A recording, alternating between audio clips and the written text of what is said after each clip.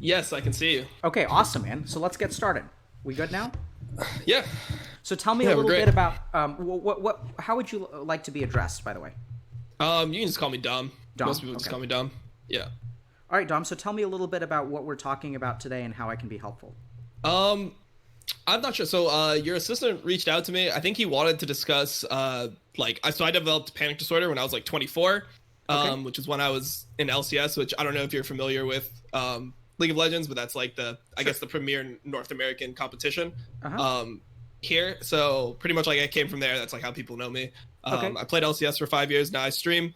I developed like some depression. So I went to like a psychiatrist and everything. I was diagnosed with depression Oh in my goodness. October of last year, Uh huh. so 2019. But I'm feeling like pretty good now with like everything in terms of like mental health. But yeah, I mean, I obviously like still have some struggles, but definitely we're on the up right now, I would say. Awesome, man. I'm so happy to hear that.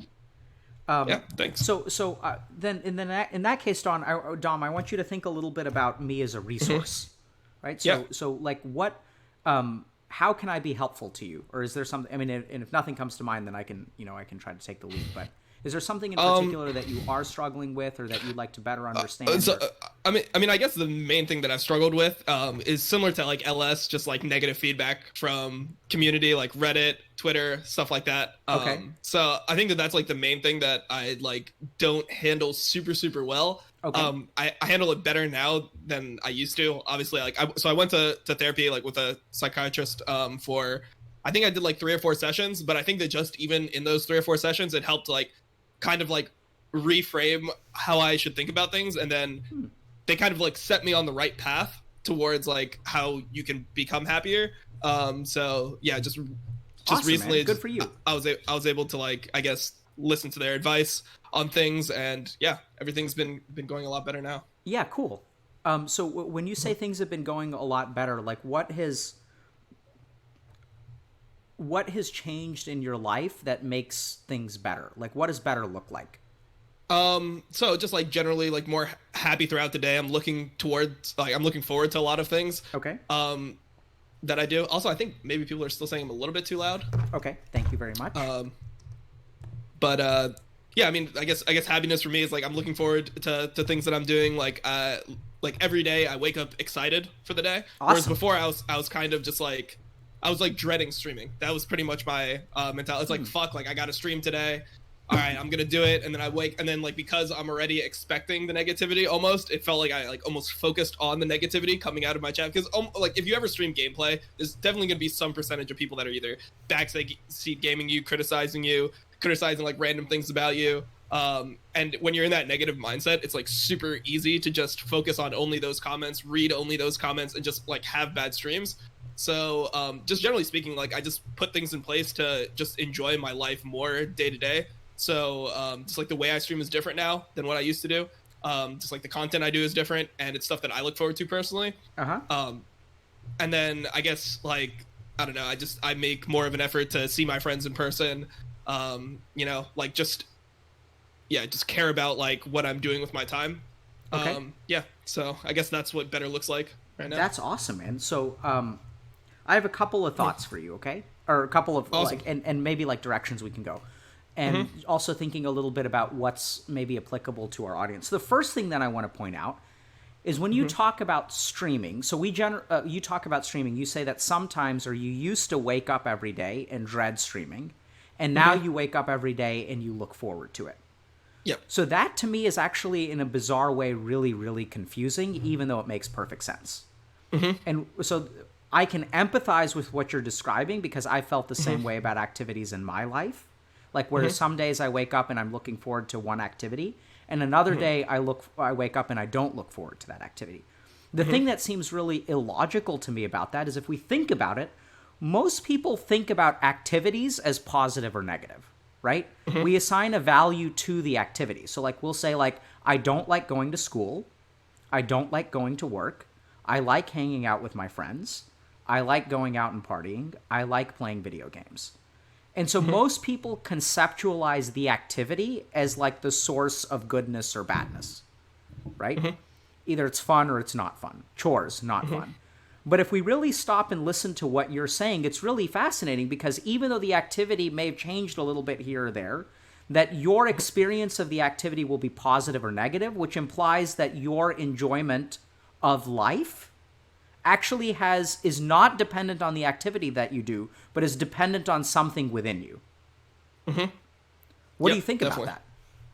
Oh, I 100% agree. So I guess the way that I like rationalize that is the way that I stream is so drastically different now than what it used to be in terms of like what the type of content I do in general, that it just gives me like a better outlook just inherently, because I'm more excited for the things that I'm doing on stream rather than what I was doing before. So like, because I think that it also just feeds into like my chat interaction, because I'm doing things that I'm excited about. More people like sense that excitement, or they sense that like positivity, and they don't really want to like say anything negative. Like they're just the odd man out if they're being negative towards me in my chat. So I think that that's just kind of like why it went so much better. Yeah. So Dom, what I'm hearing you say is that when you bring positive, so the way the content has changed, therefore you're more positive. And if you're more positive when you stream, it creates a different interaction, which then also reinforces your enjoyment of the stream.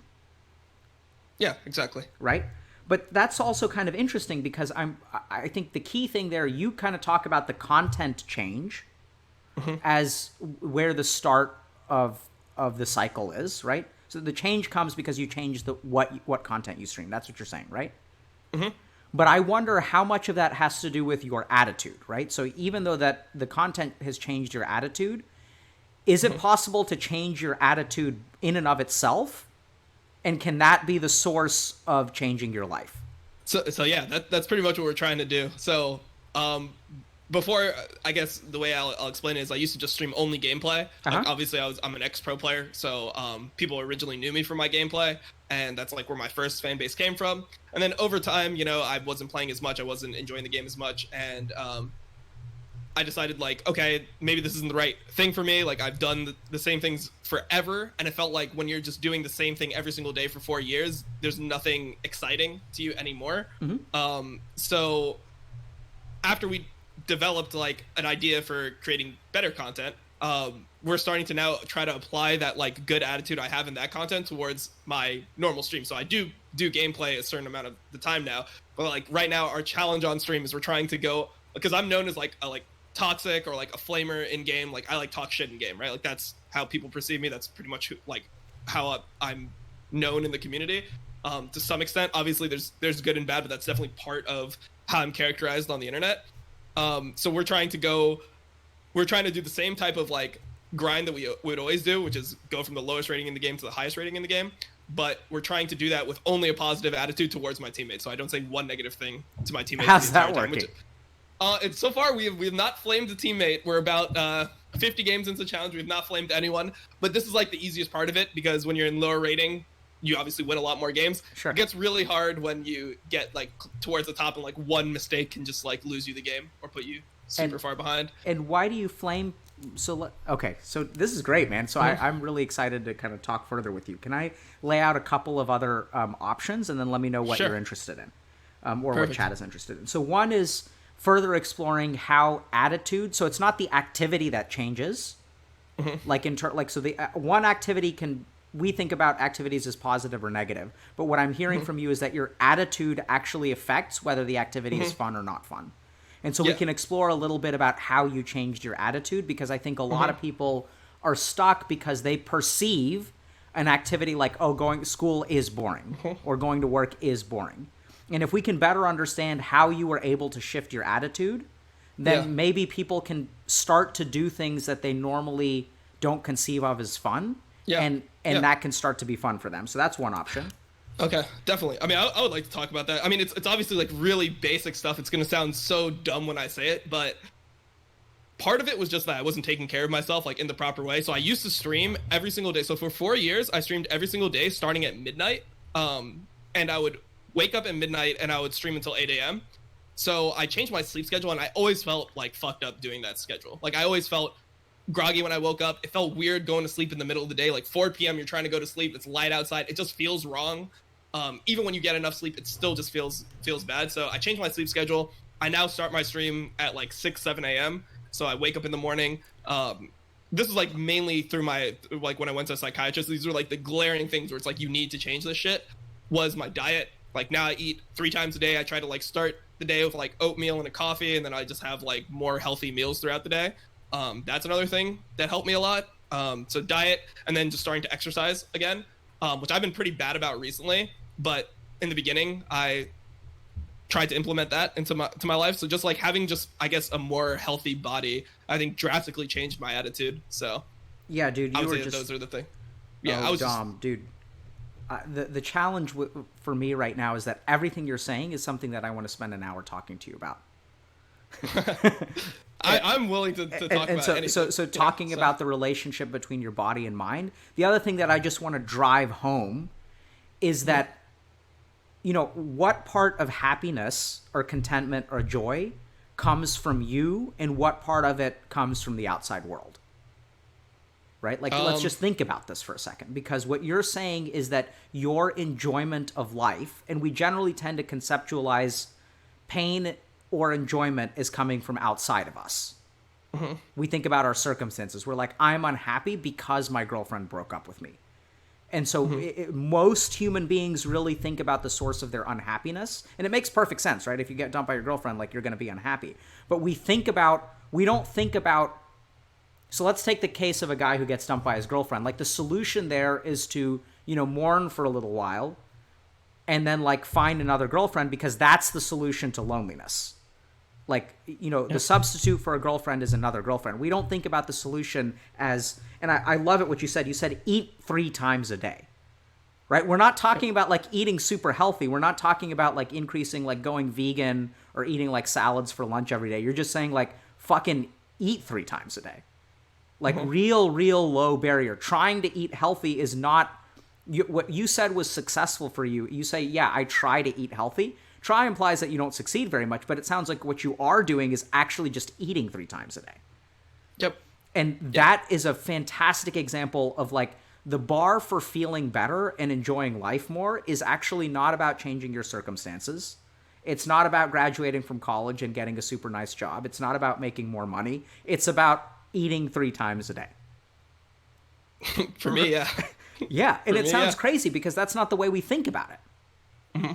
Right? Yeah. I mean, it was all things that I assigned like really low amounts of value to. I was like, yeah, I don't sleep enough, and I know I have like a fucked up diet, but that shit like doesn't really matter to me. Like that's not the reason why I'm unhappy. It's because of like all this other stuff. It's what did you think were the reasons you were unhappy? I thought it was because I felt like Reddit and like Twitter and like all these big social platforms like would heavily mischaracterize me. I thought it was because of, you know, like I would read like threads about how I'm like this awful person, like I'm a piece of shit, which happens to like everyone. And I just don't perceive people the same way that those platforms do. Like a bunch of the people you've had on here I've met in real life, like Reckful, for example, and Mitch Jones, LS. And if you read how people are being talked about, like it's like these people are just like shit on the bottom of their boot. That's literally how people describe these people on Livestream Fail, like League of Legends subreddit, etc. And I just don't view like these people as bad people. I feel like they're all good people. So I want to continue talking about positivity, but I also want to mention just another thing that we could talk about, which is like toxicity in general.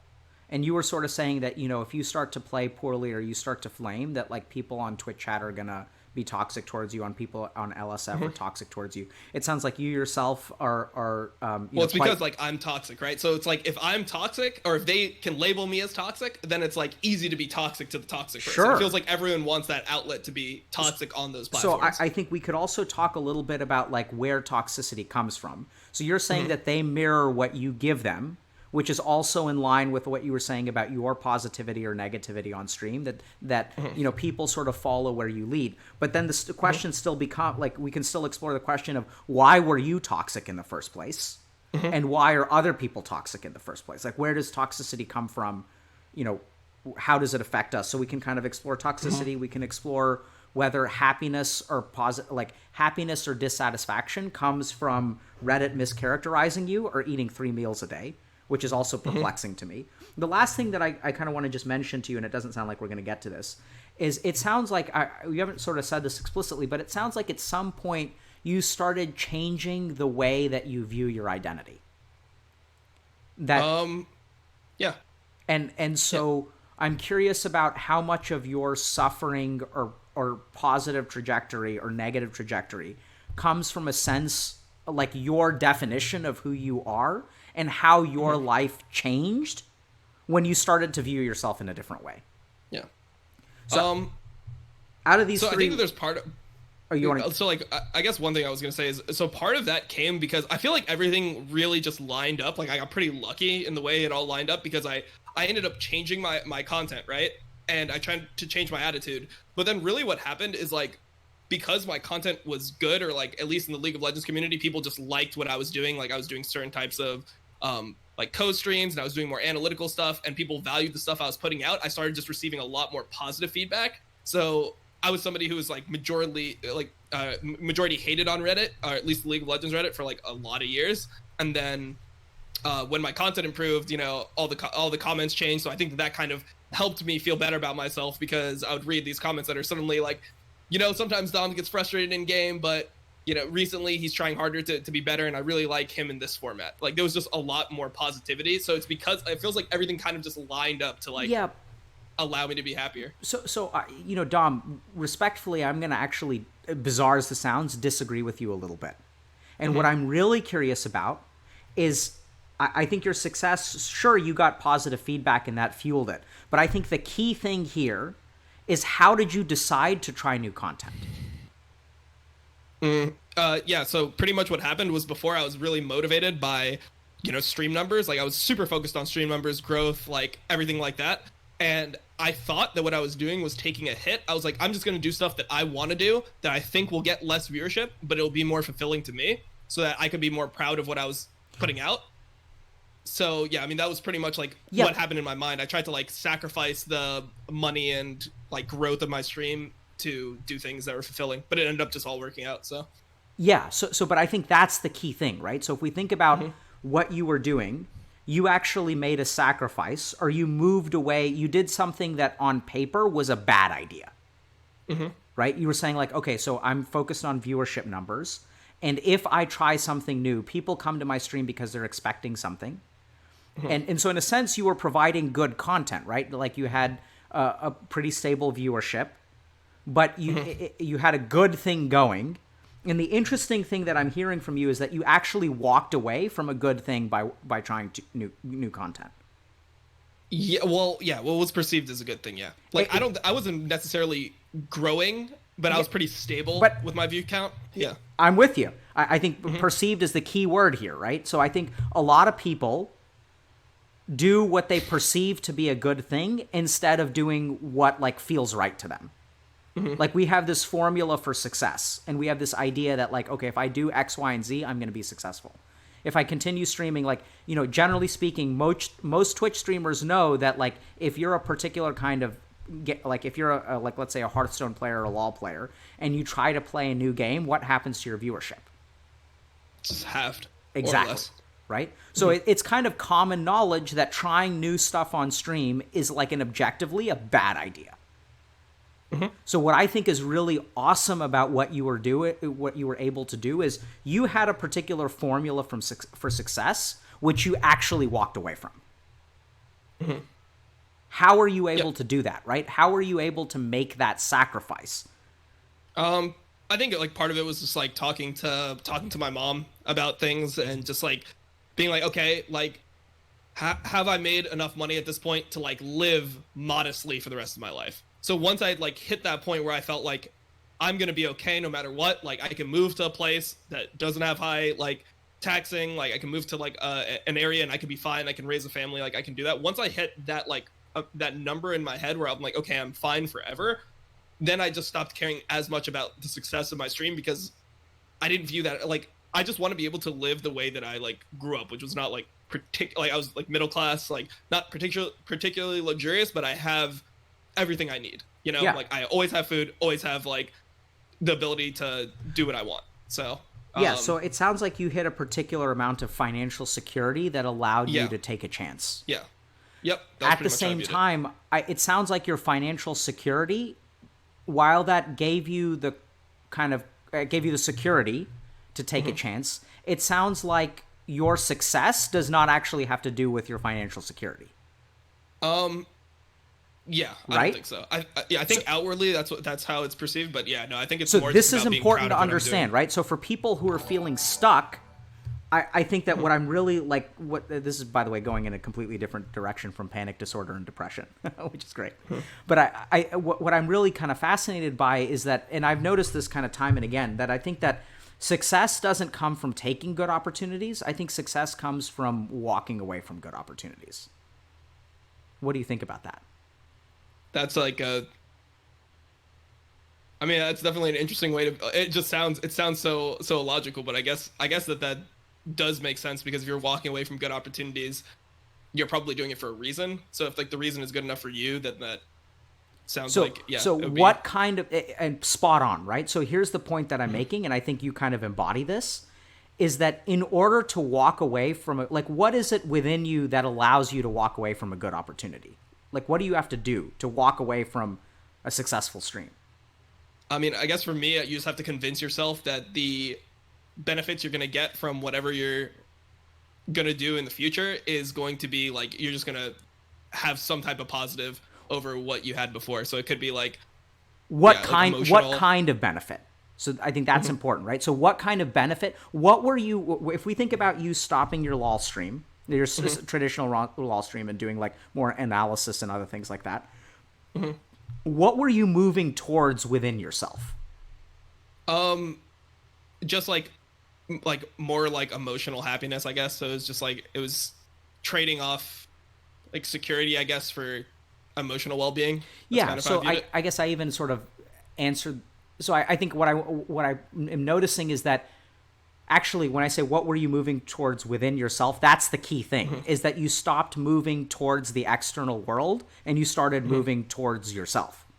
Is that fair to say? Yep. And Yeah, so definitely fair. and that I think is like beautiful, and I think it's critical because when most people feel stuck in life, where do they move? I mean, normally they move. I would say it would be like the opposite, right? Like it would be more like external. They'd move towards like more external success. Absolutely. Right? So the worse that you feel about yourself, the more that you gravitate towards an external thing. You kind of come up with a formula for success. And I imagine that when you were feeling shitty, before you decided to kind of make this big change, which sounds like it came through a lot of conversation and a lot of reflection, right? It's not like something that you just woke up one day and you're like, fuck it, I'm done with this. Yeah. It No, sounds like like you, I asked other streamers, asked my friends, and yeah, so it sounds like you did a lot of soul searching to try to figure out what you wanted to do. Before you went through this process, how did you feel about like when you were feeling shitty about like, so let's say, so how long ago were you in the LCS? 4 years ago. Okay, so let's say like 1.5 years after leaving the LCS. How happy were you? Um, I'd say I was pretty happy, but that was because like it was the first time where because when I was in the LCS, it was a completely different thing. Like I never experienced financial success, and then I also was like traveling a bit, and I like fell in love with a girl from Australia, and I was like traveling to Australia, so I just like felt like my life was so cool at that point. It's like, oh, I can work from anywhere. Like I've been, up until this point for the last 5-6 years, I've been like in a gaming house grinding, and now I have the freedom that I can just go to Australia for 3 months and just like experience all these new things. So I'd say I was pretty happy at that point because everything was just like different. What happened to your happiness? Well, I mean, obviously, like the start of a relationship is always the best part. I feel like, or not necessarily always the best part, but there's like a honeymoon phase, obviously, right? And then you start being more realistic with like your flaws, the other person's flaws, how you guys actually like line up together. So the relationship just ended up being, less and less beneficial for my happiness. Personally, also like. Yeah, I mean, we were both dealing with our own things. Like, we both had depression at the same time, which was like kind of like, and I think that's kind of like when you live with somebody that's depressed. I feel like it like you become depressed too or something. Absolutely, right. So like we both weren't like in the best state, and then also, I think that my career started to plateau because I think part of the reason why I was so happy and like a year and a half in was that every like bit I would be like, oh, I get to see my viewers go from like 3K to 3.5 to 4K. Like I was very like focused on that being success. More viewers equals success. That's that's like what my mentality was. So everything was going up, and then my relationship started to like plateau and then maybe even decline, and then my career started to plateau. So then it just like when you start plateauing, I feel like when you don't feel like you're making any progress in your career and you don't feel like you're making any progress in your relationship, it felt like I just wasn't like doing anything positive. Like I didn't feel like I was growing day by day. It was just like, oh, I'm just like existing. Yeah, beautifully said, right? You're just existing. So you're not really like living life. It's just life is just moving around you. You know, and it's just kind of proceeding on its own, and you're just kind of there day to day. So I want to tunnel down into this a little bit. So, you know, how is your life different now? In terms of what? In terms of like feeling happy. Well, I guess like part of it is that instead of looking at view count for things, I'm more like proud of the content that I produce. So when I go back, I feel like because I've started like now I have 2 podcasts that I do, and they're well received in the community, and I just like doing them. They're really exciting for me. I have like bodies of work where at the end of it, it's like, it's not like, oh, I just grinded another year for no reason. I can look back at like my YouTube videos, or I can like look at like a playlist of all my videos and be like, that is like a body of work I did. Here's my show, The Crackdown Season 1. There it is. I did that. I'm proud of it. I'm happy about that. So like professionally, I feel like I have some gratification, whereas before it was kind of just like month to month, like let's try to just do things that bring in more viewership. Exactly. So Dom, you got to let me know if I'm like hammering in a point too much, but I just hear you lacing it into so much of what you're saying. So I just want you to think a little bit about where was your barometer of success coming from when you were unhappy? Just like average viewer count. Exactly. That was literally like the biggest thing. Where is your barometer for success coming from now? Just like when I'm done with whatever I produce, feeling good about it.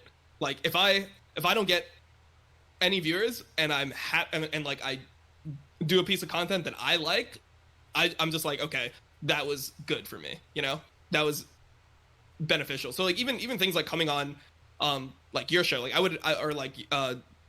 being able to talk to you. This is something like before I would be like last year I'd be weighing that like in the mentality of like, oh, will this like increase my branding? Will like I be getting like followers from this? Like it was like a really like fucked up way to think. But I think that just like when you stream for so long and you talk to all these streamers, it just becomes like so hammered into you. So I'd be like thinking about, okay, I'm talking to Dr. K. Is it better to stream for 3 hours? If I made more money streaming for 3 hours, do I gain more reach by talking to Dr. K? And that would be just like what I'd be thinking about in my head to judge whether or not I sure do that what's fucked up about that? That sounds very intelligent to me.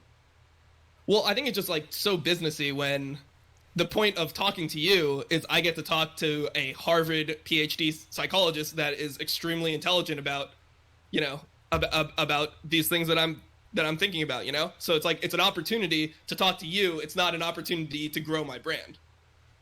Yeah. So how do you think it is that you're able to change the way that you look at a conversation? Right? So like this, once again, nothing has changed in the outside world. Something has changed within you, which affects the way that you look at the outside world.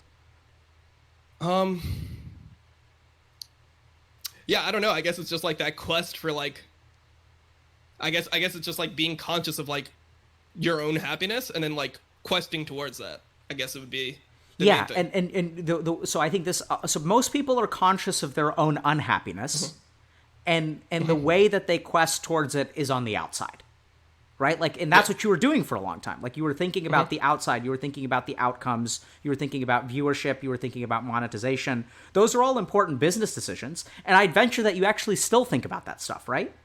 Yeah, definitely. But I guess the main thing that I would say is like I assign value to other things. Before I didn't assign value to like hanging out with my friends for a night. Like it was like, oh, that like I don't gain anything from that monetarily or business wise, so it's not valuable. So I think that my mentality changed, like trying to find the value within like just your actions throughout the day. Like if I'm spending 2 hours talking to you, like what is the value of that? What is the value of like having, you know, a good conversation with my friends? Like how am I going to feel the next day? Like just assigning more value to those types of things, I think helped me like mentally a lot. Yeah, beautifully said. Right? So I think if I had to find an answer to all of the questions I've been asking you, Dom, I think you just gave it to me. So most people who are stuck, they have a set, they have like a chart in their mind about what's valuable. And they tend to gravitate towards the things that are high value, right? Like you kind of think about, okay, if I do this, like what's valuable is getting more viewership and making more money, building my brand. That's what is valuable. And so what happens is all of your actions, you think about, okay, there's high value stuff and there's low value stuff, and you chase the high value stuff. And you forget about the low value stuff. The fundamental thing, sorry, go ahead.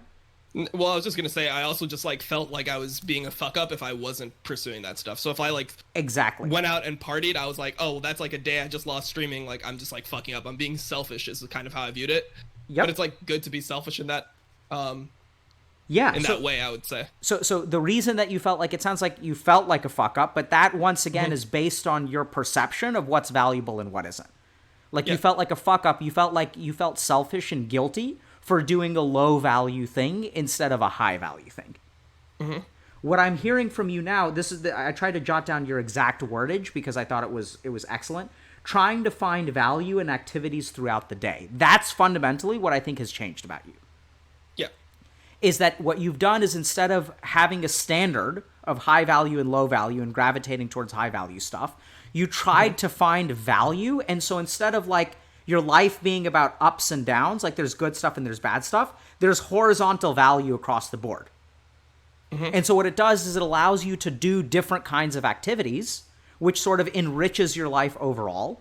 And what's happened to your success over the last 2 or 3 years? Well, I mean, in the last 2 or 3 months since I've been, I guess maybe 5 months, 6 months now. Yeah, it just all went up. Like everything's just been better. So that's fucking weird, right? So like if we think about, you started moving away from the high value things and your success has improved. Yep. So this goes back to, and I'm convinced of this, Dom, because I've talked to a lot of people who've been very successful. And what it basically is like, I kind of, what I see in all of them, or not all, I mean, all is a lot, but, you know, I think what I've observed in most of them is that most of them do essentially what you did, which is that they walk away from the high value stuff. So success, once again, comes away from walking away from good opportunities, not taking them. And oftentimes we think about good opportunities as like things that we really need to be doing, and we beat ourselves up. Go ahead. You look. Okay. Well, no, I was just going to say, like, are the opportunities actually good if like the better option is to walk away from them? Beautifully put, right? And this is what's changed about your mindset, because you used to think that there are good opportunities and there are bad opportunities.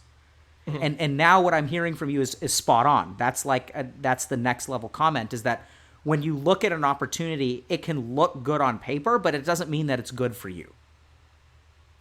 Right? And that like when we think about what someone says is a good opportunity, we're using some kind of objective or external criteria.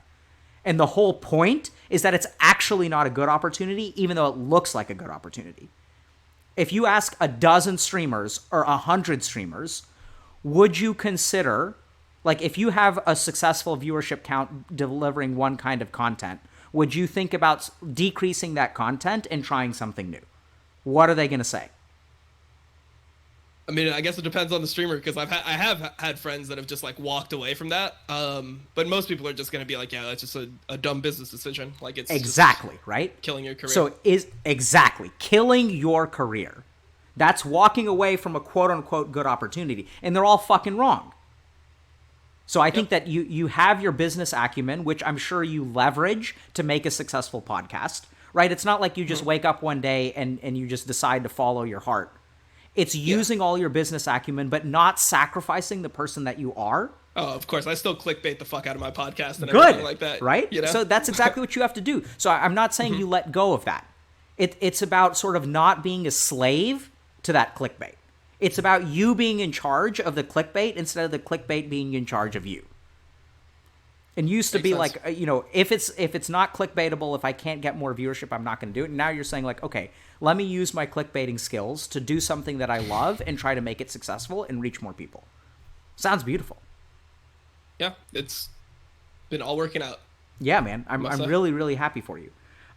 You have any thoughts or questions? I realize I've been kind of steering the conversation for a while. No, I mean, I guess my thoughts right now are, I think the way that you've like spoken about things has given me like a better idea of just like categorizing certain things, like because like I've thought of a lot of the stuff, but I haven't really, you know, had a conversation with somebody where I was like, okay, assign value to other things throughout the day, which makes a lot of sense because this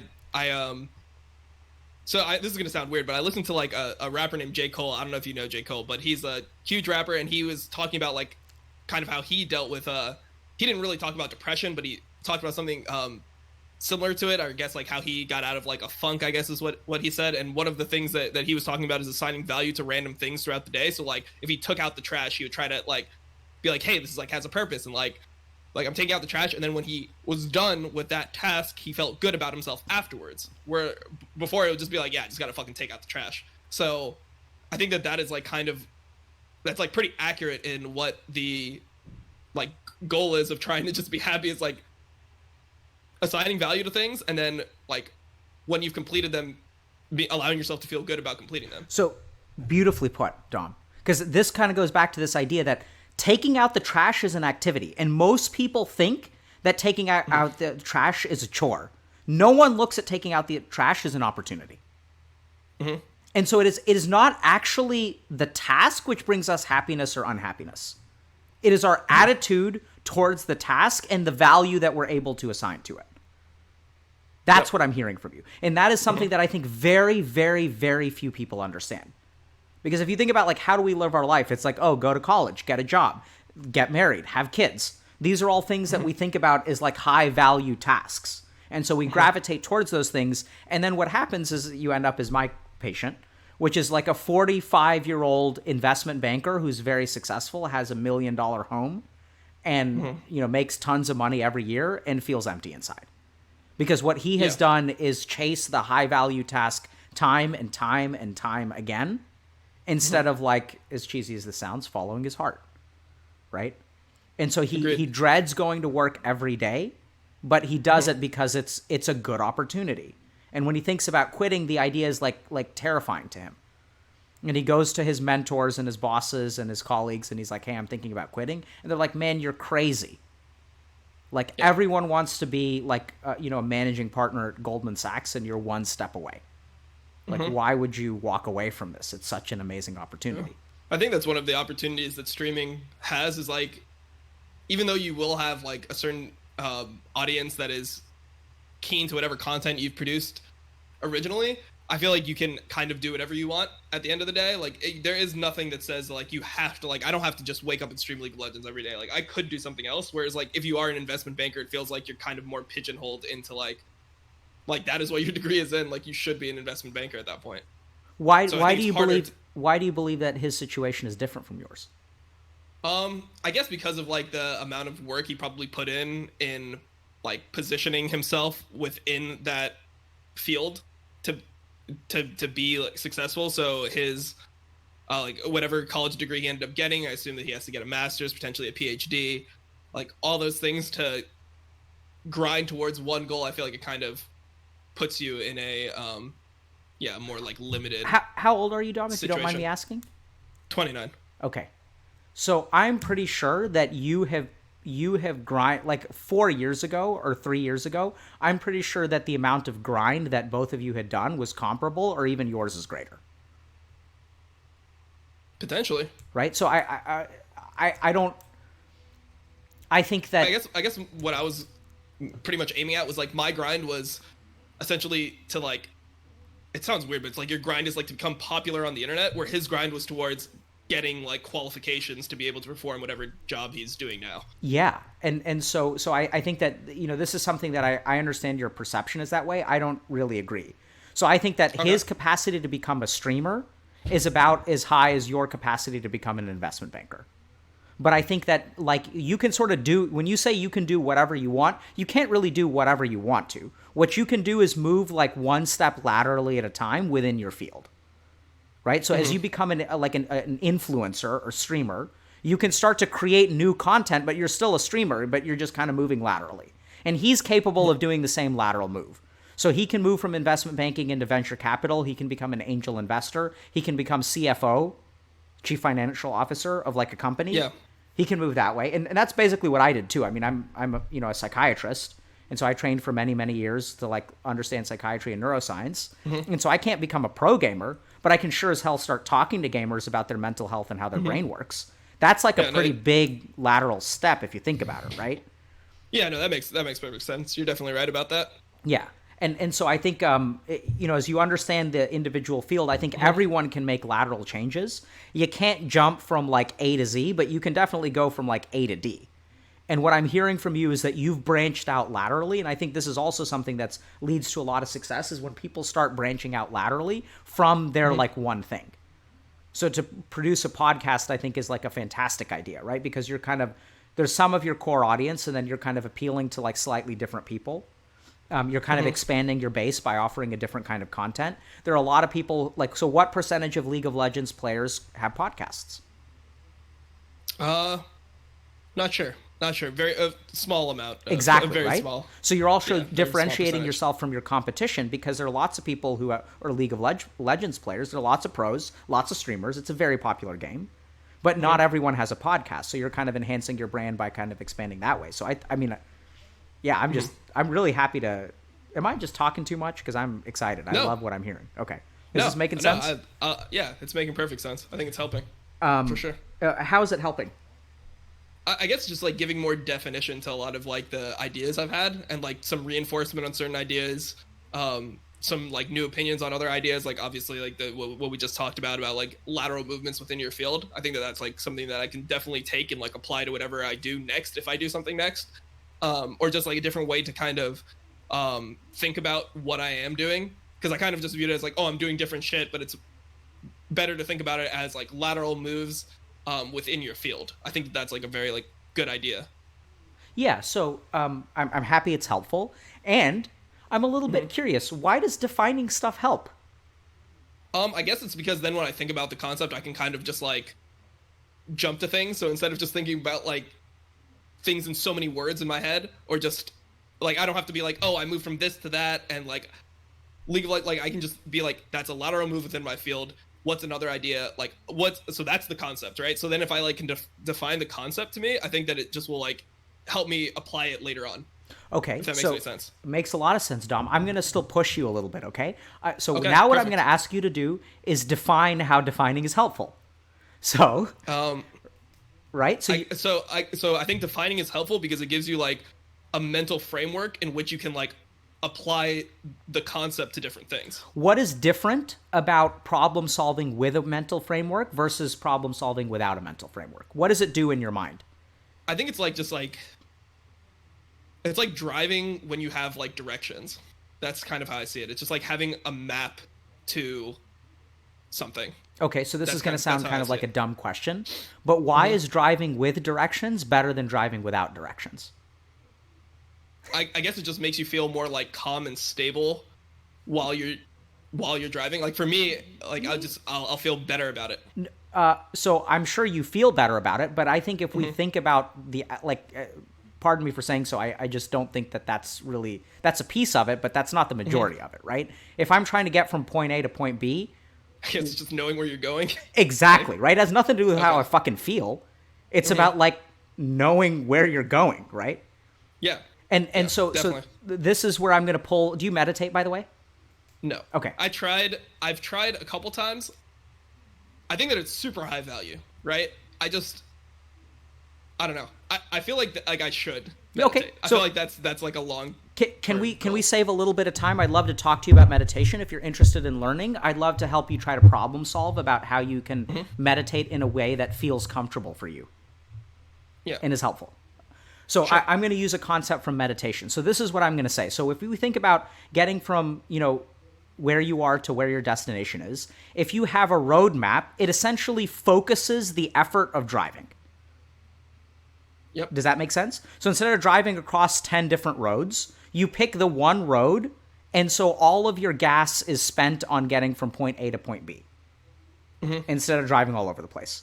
What a mental framework does is essentially focuses your mental energy in a particular direction. And so if we listen to some of the language that you use, you felt like you were doing, quote, all kinds of random stuff. If I had to use a word to describe that, it would be unfocused. Yeah. Does that make sense?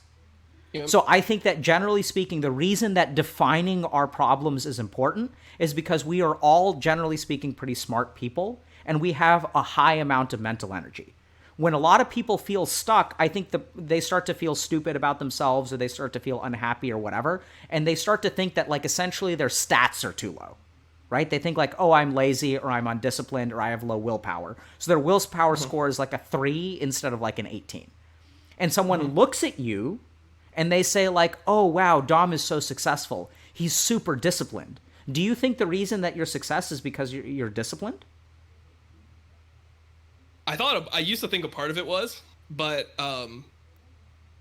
yeah, I don't think that that's a huge part of it anymore. What do you think it is? I'm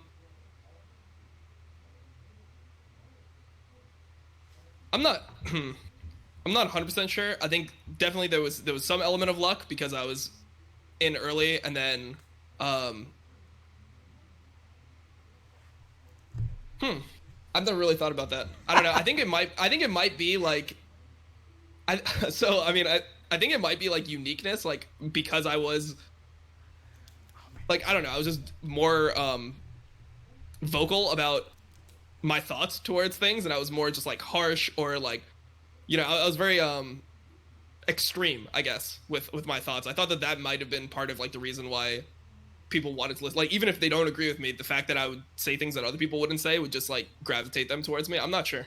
Okay. So I think it's worth exploring, you know, to understand. So a lot of times we spend a lot of time like understanding why we fail, right? So like if you think about, like, if you're a LoL player, would you say that watching a replay where you lose or watching a replay where you win is more valuable? I mean, obviously watching yourself lose exactly is right? most valuable. Yep.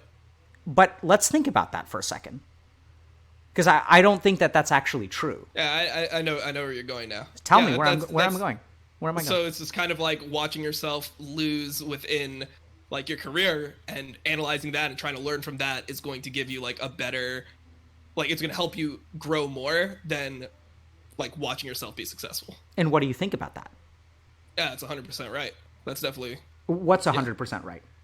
That you should be viewing like when you take L's, you should be really trying to internalize like and grow from those as much as possible, and use them as like opportunities for improvement rather than, you know, just feel bad about them. I completely agree with that. The other thing is, the other point that I'm trying to make is that I think you can learn a lot from your W's as well. Right? So I think that learning why you lose is just as important as learning why you win. And in fact, we have a bias to focus on the losses. And instead, like, what we should actually do is like understand why we're winning. So when I think about, you know, when I talk to people, most people talk to me about their problems. But what I think is just as important is, so they'll say, oh, I can't take out the trash. But I think what's just as important is, have you ever taken out the trash? And the answer to that is yes. And then asking them, what was different about that day? Right? So that you can study your successes just like you study your failures. And that if you really want to be successful, you should study your failures and successes and understand why on one day you make the right choice and on another day you make the wrong choice. Right? So anyway, I think studying your successes is actually very important. And I think for us, like, digging into why you've been successful, I want to come back to one word, which is uniqueness. So I think luck is also an important word, and I think there's a lot behind these. And I think the reason that uniqueness is important is, from what I'm hearing from you, is that you allowed yourself to be yourself. Yeah. I would say so, but right? It definitely bit me in the ass. Sure. And a decent amount as well. That's part of the learning process. But if you think about it, I think a lot of people are held back because they have a formula for success, which is based on the high value things and the low value things. And they gravitate towards the high value things because they think that this is an external formula for success. Because this is what allowed Dom to be successful. This is what allowed Dr. K to be successful. So I have to do what they did in order to be successful. And this kind of circles back to the good opportunities, right? So they say like, oh, I need like, if I take a good opportunity, that's sort of this objective idea of like good for everyone. It's like a universal ranking. Does that make sense? Yeah. And what I'm hearing from you is that you allowed yourself to be yourself. And I think that a lot of success comes from people, instead of following someone else's playbook, understanding that your life is fundamentally different, that your circumstances are fundamentally different and that you are fundamentally different from any human being who has ever existed. You know, no one has been a former pro of LoL 5 years ago named Dom who produces a podcast, that you have a fully unique circumstance in life. And that the more that you base your strategy on your unique circumstance, the more, like, the better off you're going to do. Like, does that just logically make sense? But but the crazy thing is that's not what people do. Right? Like, what do most people do to try to be successful, Dom? They funnel themselves into whatever mold has been created by other people that have been successful. Exactly. And so if we really look at your success, it sounds like you sort of found your own way to being a pro LoL player, and then you also funneled yourself into a mold based on other people, which is you became the former pro who became a streamer. And you found some success, and it sounds like a lot of your enjoyment for the first year or two afterward because you had made it, right? And you're just coasting and enjoying the fruits of your labor, which absolutely makes sense. But ultimately, those kinds of pleasurable activities that are really cool are not going to lead to your sustained happiness. It's essentially like material pursuits. That, agree or disagree? No, I agree. Yeah. And then now what you're doing is living a life that is dharmic. Dharma is the Sanskrit word for duty or responsibility. And I think what you're doing is you're living a life of, like, duty to yourself and to other people. What do you think about that? Does that make sense? I think it almost sounds like too pure for what I'm doing, but I agree with, like, the overall concept. Yeah, it just sounds like a little too pure for me, just knowing myself. Makes a lot of sense. So the dharma is not actually as pure as people think it is. It sounds pure, but it's just a really fucking bumpy road, right? So it's like you're living a life that I think you find fulfilling and is aligned with the person that you are. You're noticing that you have certain advantages and unique qualities, and you're, like, turning those advantages and unique qualities into, like, opportunities, and the world is kind of, like, meeting you halfway. Yeah. So I'm going to just pause once again because I'm kind of at the end of a train of thought, and I've kind of been monologuing for a little while, so just give you a chance. Like, any thoughts, questions? Thoughts or questions? I don't know. I feel like as we've been going, most of my questions have been answered. Like, I've just felt pretty, like, free to be able to just interject with whatever I was thinking during it. So I don't have any, like, overall thoughts that I haven't already stated. So what would you like to do? So we could do a couple of things next. Let me just see how we're doing on time. Okay. So we've been talking for just a little under an hour. I'm happy to continue talking for a little bit longer or even way longer if you want to. So I tend to stream for about 45 more minutes. So there are a couple of things that we can do. One is we can talk about meditation if you're curious. We can talk about why people are toxic and why you used to be toxic and what's changed. Or we can talk. I think I would still be qualified as toxic. You know? Okay. I think I've Good. But yeah, I would like to talk about that. I think that would be interesting. Yeah. So tell me about toxicity. I mean, I guess for me, it seems to, like, start at frustration. So, like, the more frustrated you are, the more toxic you'll be.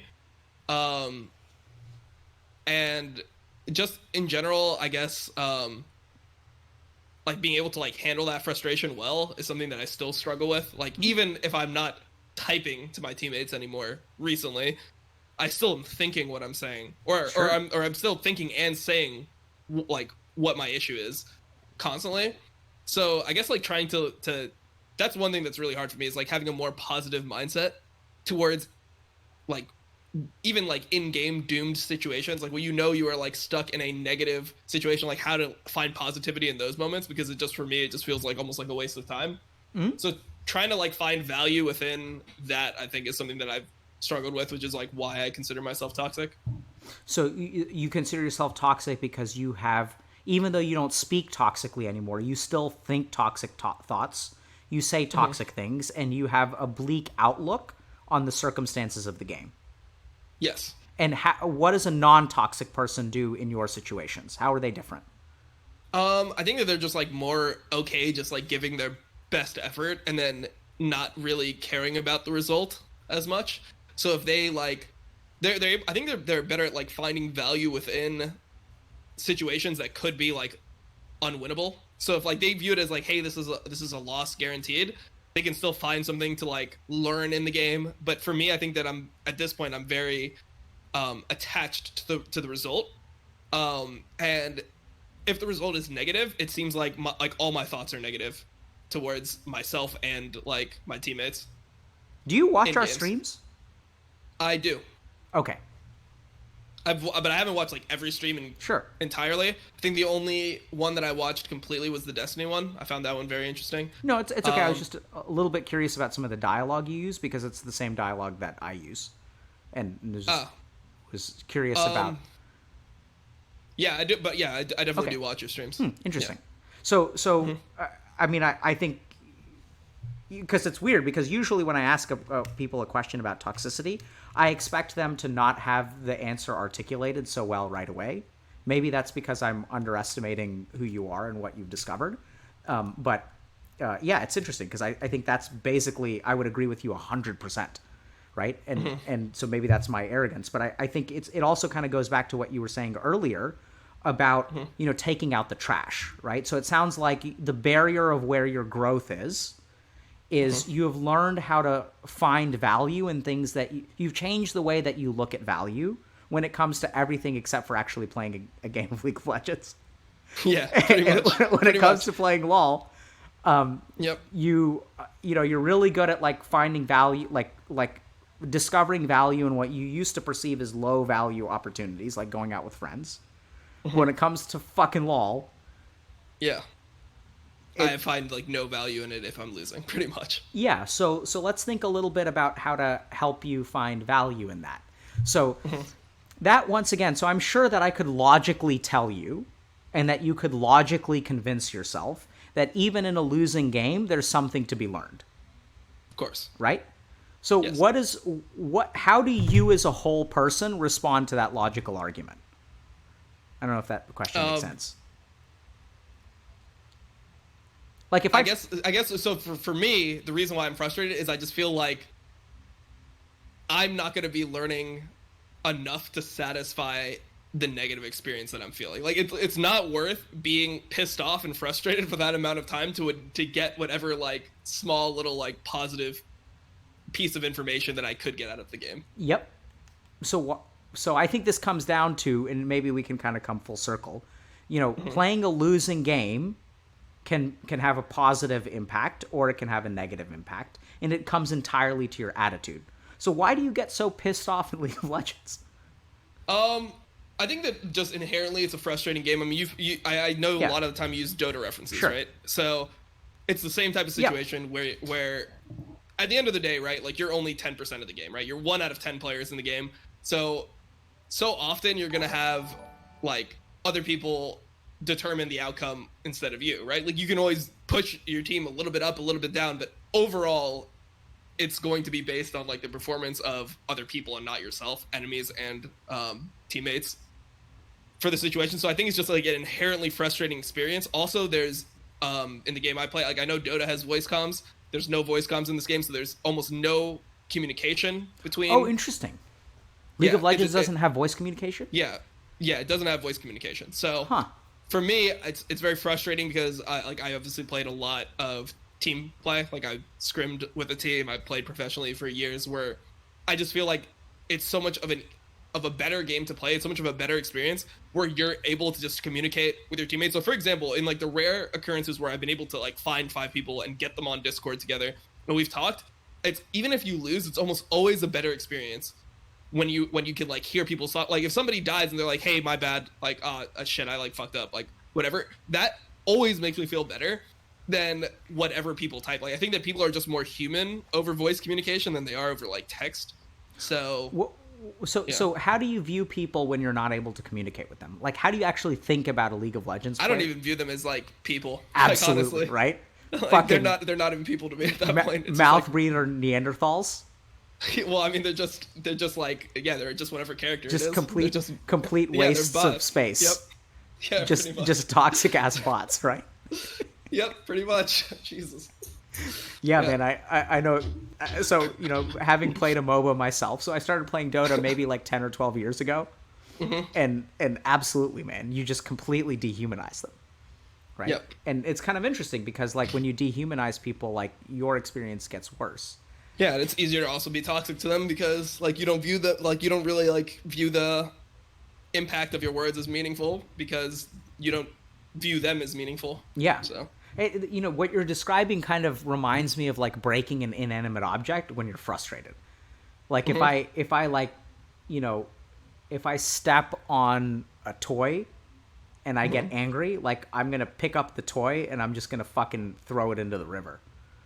yeah. And it's kind of like you can just unload on it because it's just this fucking thing that's making your life worse and it's annoying and it's bad and I don't like it. Agreed. Yeah, so I think, you know, we can, it's interesting because I think you're doing a good job of actually, I mean, I feel like I'm learning a lot about the nature of toxicity and just how much of the toxicity comes from, you know, like it's the dehumanization, and that when you're dealing with humans, it's harder to be toxic. What do you think that sort of translates? Like, why are people toxic on your stream? Like, why are your viewers toxic? You said that there are always some people who are just going to be like looking for. So like I'll go and say this. I think that League of Legends viewers are innately toxic. Like it's just because of the experience of the game, and also I think that they dehumanize you to some point.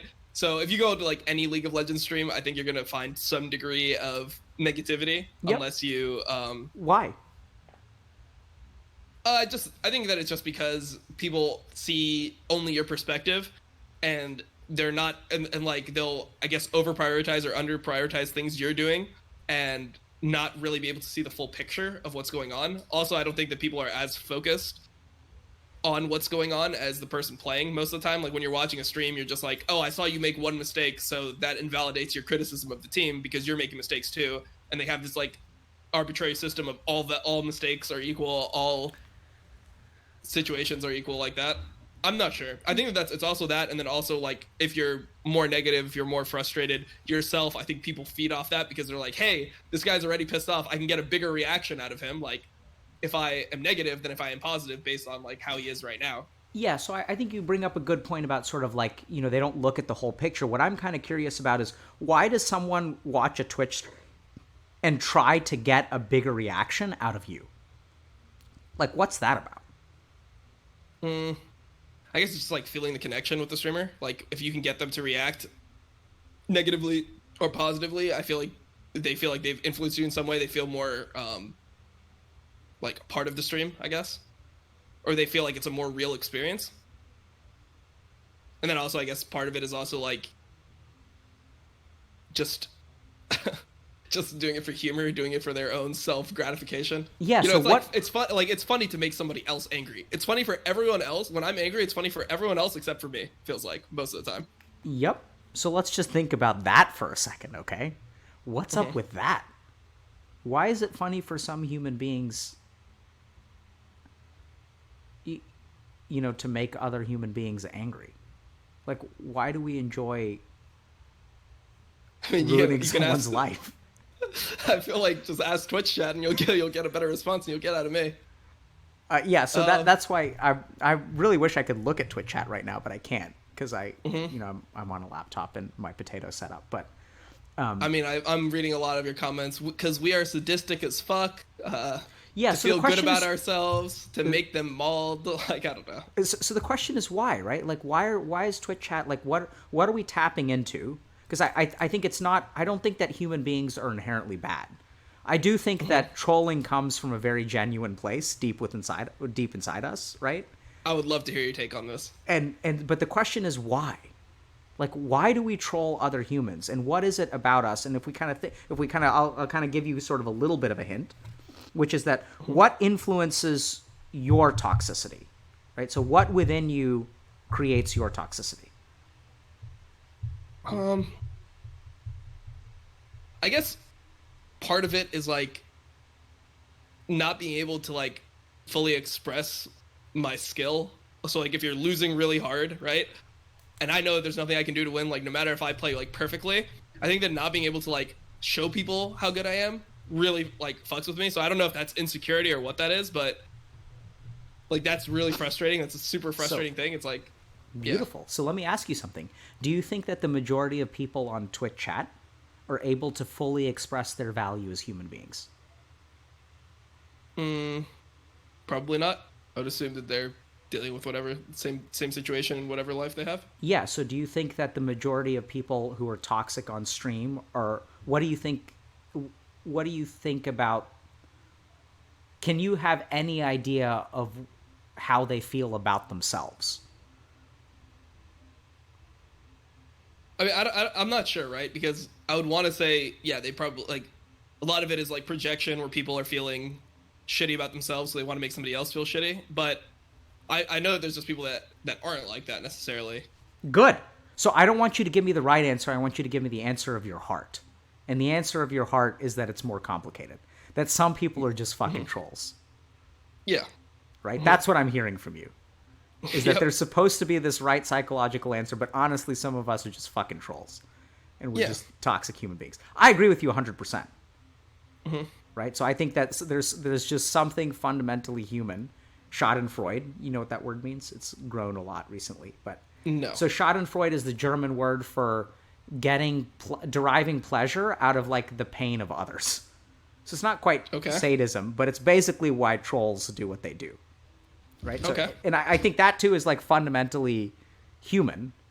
I don't think it has to be a deep psychological conflict. But I do wonder a little bit about, I mean, so I do think that you hit on something about fully expressing your skill. So I think that if we think about what makes you satisfied in life, you know, what we were saying earlier about the podcast is like, why is the podcast satisfying to you? Because it's not about viewership. Yeah.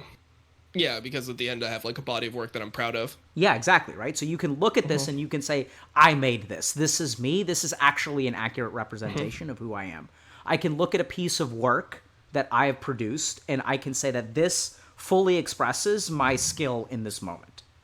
And you can derive satisfaction from that. You can be fully yourself and you can create something of yourself and you can derive value out of it. That has nothing to do with how people perceive you.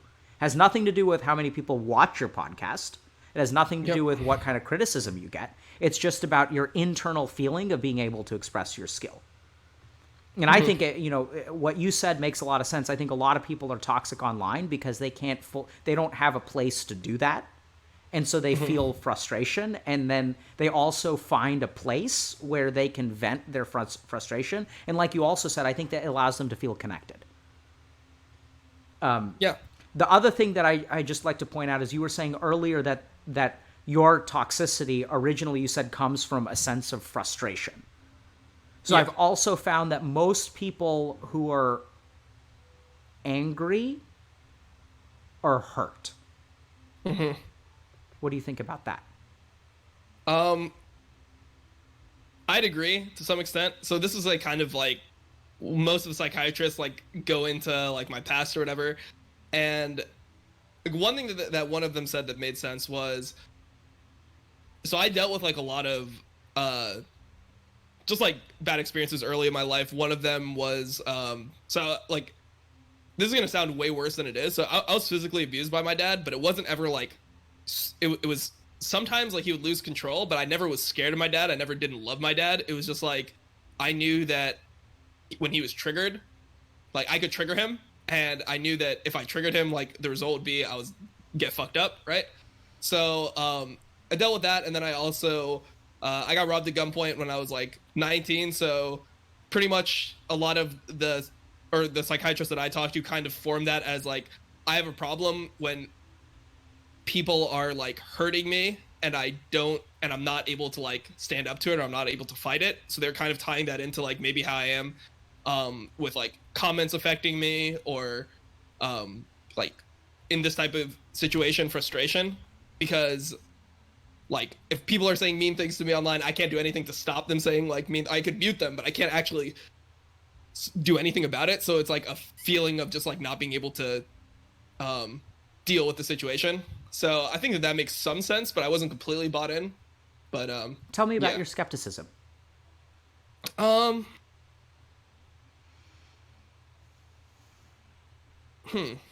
don't know. I'm not sure why. I just feel like it's just not true. But just like it just in I actually would have to think. I would have to think more about it. So I want you to try to reconceptualize. Maybe this will. Is it okay if we try to think through that together, or you don't want to have this conversation? We just I'm fine having this conversation. I don't think that. I don't think what they said is not true. I think what they said is much like what I say on stream, simplistic. So it feels more incomplete to me than untrue. What do you think about that?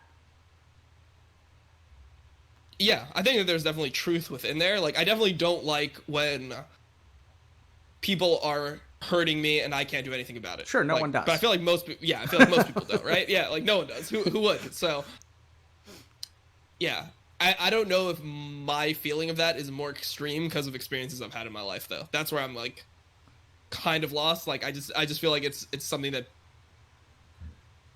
like, psychiatrists want to, or like at least the psychiatrist I talked to, it just felt like she wanted to find like a reason behind, like a reason in my early childhood. I feel like that's a lot of what it is, like a reason in your early childhood why that shaped you to be a certain way. Yeah, and what I'm hearing from you is that that may have influenced it, but that we're missing something, right? So definitely. When we think about like Reddit mischaracterizing you, we can sort of say like, oh, like this is what we do when we are in the psychiatry. We do like the Sigmund Freud one, and we kind of say, oh, the people on Reddit and the Twitch chat is your father, and they are hitting you, and there's nothing you can do about it. And we like to draw the connections, and we say, oh, that's wonderful, it's so beautiful. I mean, it's not beautiful, but we are enamored with the analytical part of it. Yep. But it sounds like it's incomplete, right? So like when Reddit mischaracterizes you, I think it actually is quite different, and let me tell you why. So when your dad, it sounds like when he used to hit you, you sort of understood that like the weather. Like it didn't actually, I'm not hearing that it evoked that much emotion in you. It was kind of like you knew. Yeah. Well, I always felt like I did it myself, you know? Like I knew, I think I was smart enough as a kid to identify like when I was doing things that were going to get me, like when I was triggering my dad. Like I understood when I was triggering him fully, so I felt like I had a decent amount of control over the situation in that respect. So it's not like, I guess that's part of, I guess this kind of ties into what you were saying before, like why do I think it's completely not true? It's because I did feel like I had some level of control. I felt like I could say certain things, like if I said to my dad, I don't love you anymore, something like that, like the kids say to their parents, right? Like I would get hit. Guaranteed. Yeah, so actually, Dom, this sounds very different to me. So I think we're talking about two different things, because when I think about what you're describing, you have agency in the situation with your dad. Yeah. Right? What I'm hearing about Reddit and LOL is actually the exact opposite. Yeah. That you have no power to change what they're saying about it. Yeah, so that's what I'm trying to say is like that's where I think that there is like, well, I do think I have some degree of power, but I just think that it's really hard. It feels different to me. It feels like we're talking about two different things. Does that make sense? I guess. Yeah. So let me ask you this: have you had, because we are going to talk about childhood. Yeah. So have you had a period, like has something happened to you that you remember where you felt really, really unable to alter other people's opinions of you? Where people judged you or treated you a certain way and you couldn't do anything about it? When I was a child or now, or what exactly? Anytime. Where you were mischaracterized. Judged. I'm not sure. I think maybe I was mischaracterized a little bit by my parents, but I think that's like normal. Just in terms of like, just like what I was good at, you know, like it always kind of was like, oh, you're just like, you're not a hard worker because you don't work hard in school. But I felt like I was always a hard worker at things that I cared about, right? So like when I was in high school, like when I had my first girlfriend, you know, I felt like I put a lot into the relationship because I cared about her and I cared about that experience. When I, you know, would play sports, I cared a lot about the results of my team. So I felt like I'm able to work hard. I just don't have the capability to work hard about things I don't care about, is what I would say. Yeah, so I think that makes sense. Is the way that when they told you that, did you feel the way that when they judged you in that way, did you feel the way that you do when someone posts something on Reddit and mischaracterizes you? Yeah, it's like the whole like you don't actually get me or you're like missing the point type thing. Yeah. And has there been a particular time where it's not so much about them abusing you, but them like missing the point? Like, has there been a time in your life where you felt like it was really important for someone to like understand you and they missed the point?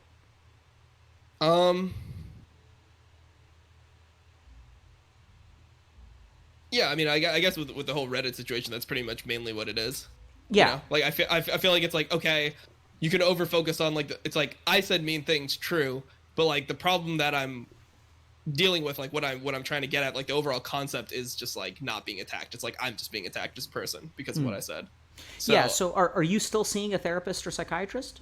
no, Okay. no, I'm not. So one thing to just think a little bit about is that, so first of all, I agree with, so I trust your sentiment that, you know, if you feel like what the psychiatrists say, which if we had talked about it, I likely would have come to the same conclusion because we're trained to think in a particular way. I trust you, though, in the sense that I've come to trust what people believe about themselves, irrespective of how brilliant my hypothesis and formulation is. If it doesn't fit with you, I think it's just wrong. I think ultimately you are the judge, jury, and executioner of knowing what is right and what is wrong. And as knowledgeable or as studied as I am, I don't live your life, so I can't know. I can't really know.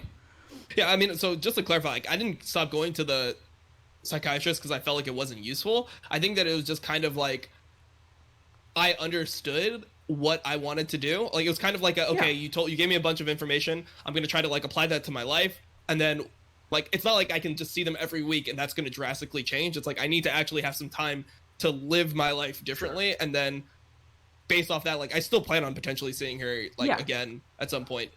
I just wanted to like kind of work on the stuff. It's like, it's almost like information overload. It's like, okay, you've given me like all this stuff to do. It takes a while to like set it up. Set it up. I feel better now, so I probably should go back at some point. Like, even when I'm in a positive mental state, like, I don't feel like I only need to go there when I'm not feeling well. But yeah, just like I kind of just wanted to work on things myself and just see the results. Yeah, I'm glad you clarified that. At the same time, I didn't get the perception. I mean, it sounded to me like you had 3 to 4 sessions that were very useful. Yeah, so very good. Yeah, I thought she was very good. The reason that you stopped going was not because you were fixed or that it wasn't helping, but just because like you got a lot out of it and you needed to apply it to your life. And so the reason I kind of ask you is because I think if you go back or when you go back, then you should consider sort of exploring this aspect. And instead of attributing it to, you know, you being powerless against Reddit, it sounds like your dad is actually a different situation because you felt like in a sense you were in control. And maybe that's also why you said, you know, you made an interesting disclaimer, which is this sounds way worse than it is, which is weird for someone to say when they talk about getting hit.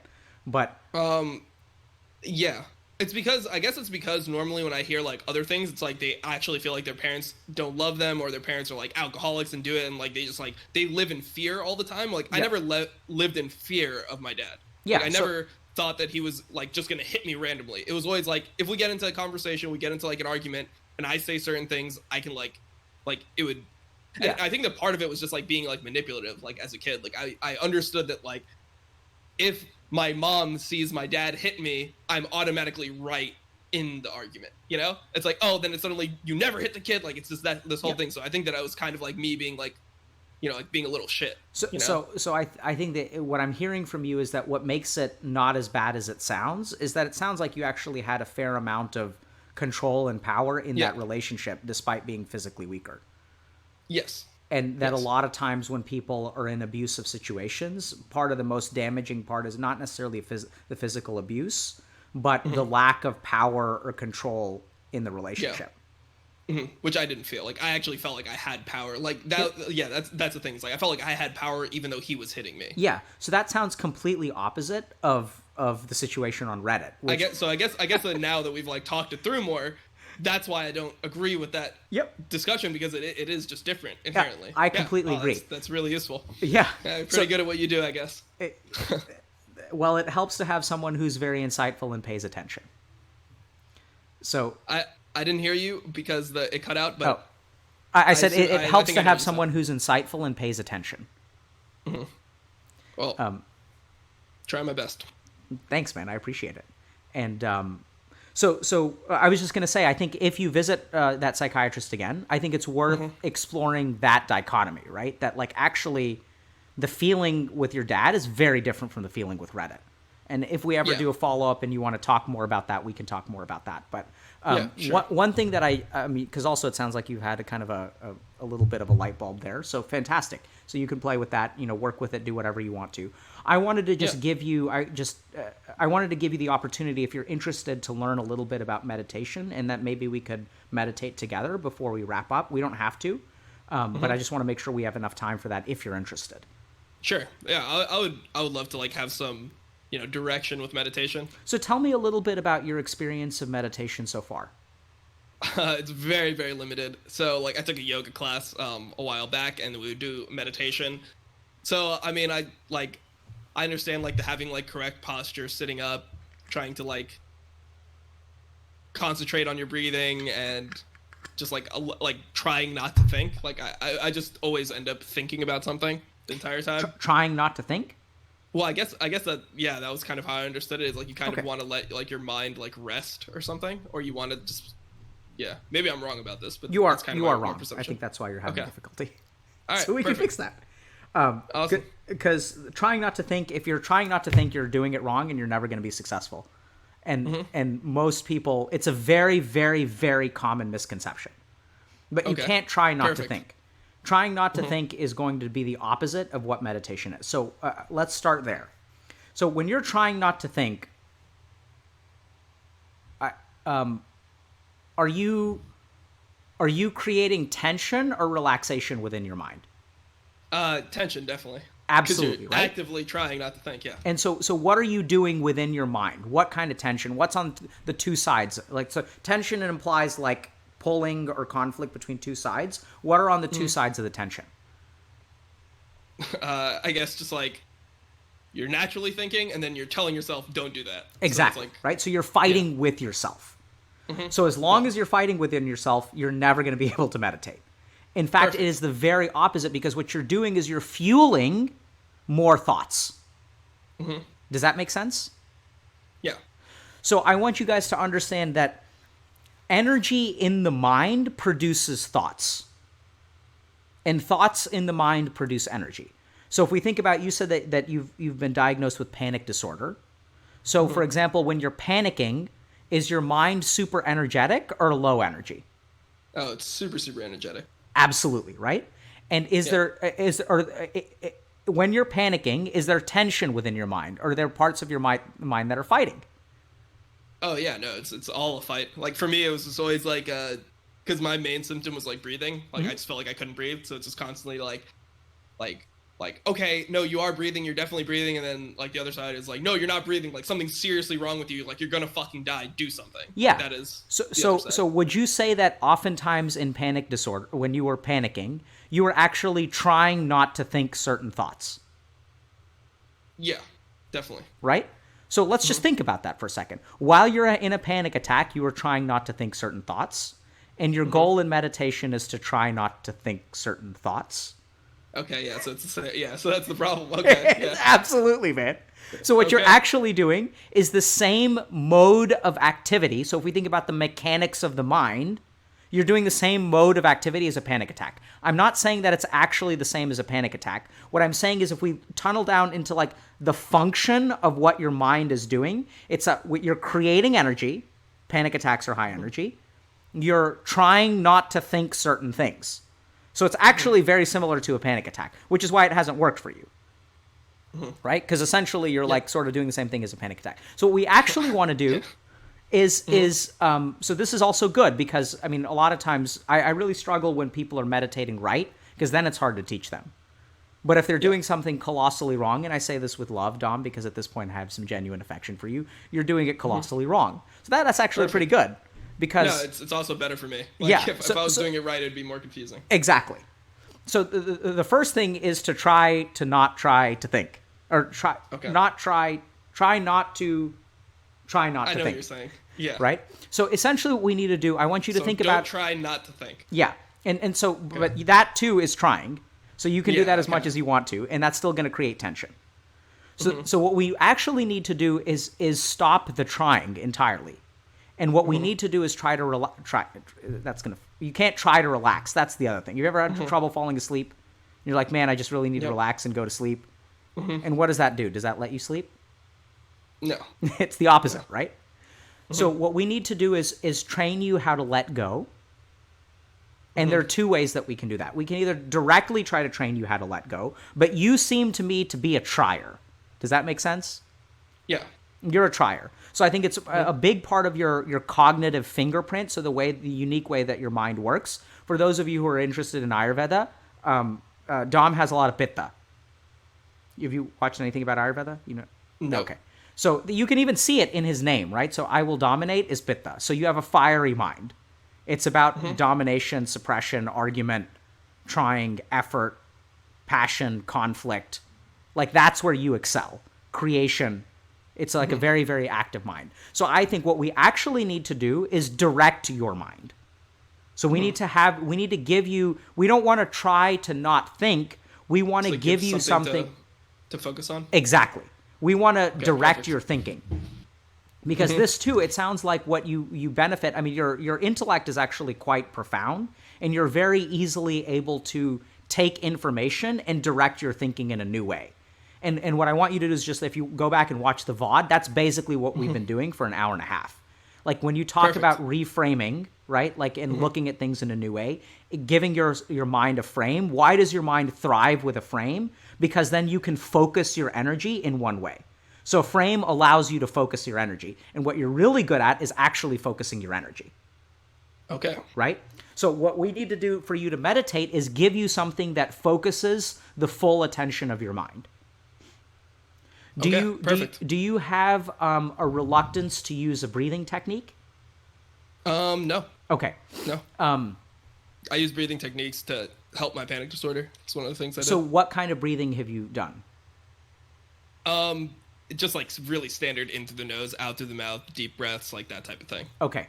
So I want to give you something that is going to be mentally taxing. Okay. Perfect. So what we want to do for you to be able to meditate, what we need is for the energy of your mind not to be built up through tension, but through dissipate through effort. Okay. Does that make sense? Yeah. So we can try a couple of things. Okay. So I'm gonna I gotta sit cross-legged. So is it gonna be like more complicated breathing techniques Absolutely that require more attention? Okay. Absolutely. Okay, I understand. We're gonna try to complicate you to the extent of what you can handle. Okay. Perfect. Okay. And so the first so if you've watched streams before, you got to let me know if you've tried this at home. Okay. So the first thing that I'm going to try to teach you is something called triphasic breathing. So it's a relatively somatic experience, and it should be like cognitively a little bit burdensome. Okay. Okay. So what I'm going to ask you to do is sit up straight and close your eyes. Do you know how to belly breathe? Yes. Okay. So what I want, like with your diaphragm? Yes. So the first thing that I want you to do, I'm going to just teach other people, so I want everyone at home to do this too, okay? So close your eyes, and I want you to breathe with your belly. And what that means is when you breathe in, expand your stomach, kind of push your abdomen out, and when you breathe out, contract your belly and pull in. And what you can do is kind of focus on your navel, your belly button. And when you breathe in, imagine your belly button moving away from your spine. And when you breathe out, pull your belly button in towards your spine. Try to decrease the distance between your belly button and your spine as you breathe out. And so what you should feel is your belly moving out during inhalation and your belly moving in during exhalation. And we're going to go ahead and do that for about 15 seconds before the next step.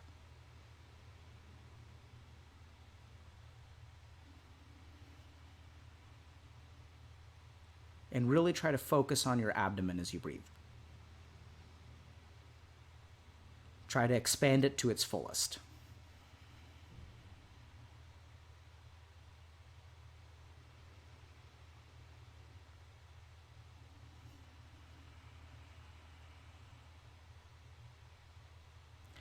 Now, Dom, what I want you to do is as you breathe in and as you breathe out, try to minimize the movement of your chest.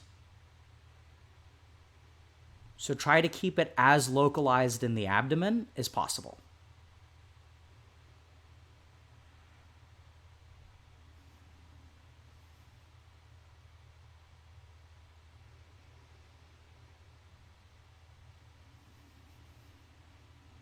You may feel some chest expansion or contraction. That's okay. But really try to direct all of your breath into the abdomen and minimize the chest. We'll do this for about 15 to 20 seconds.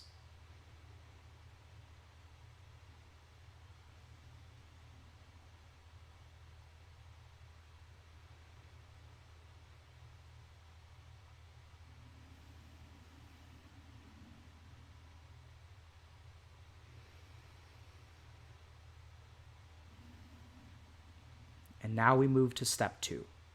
So after you fully breathe in with your belly, I want you to pause for a second and then try to expand your chest and breathe in even more while keeping your belly still.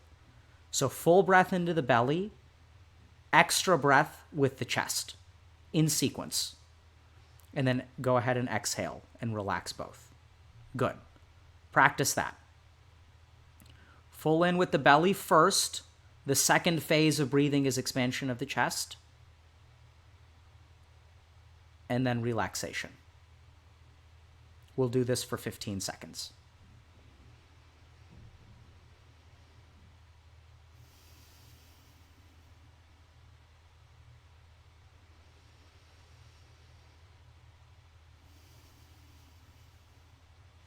Another 5 seconds.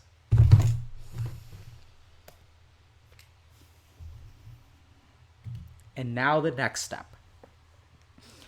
I want you to break down the exhalation the same way you break down the inhalation.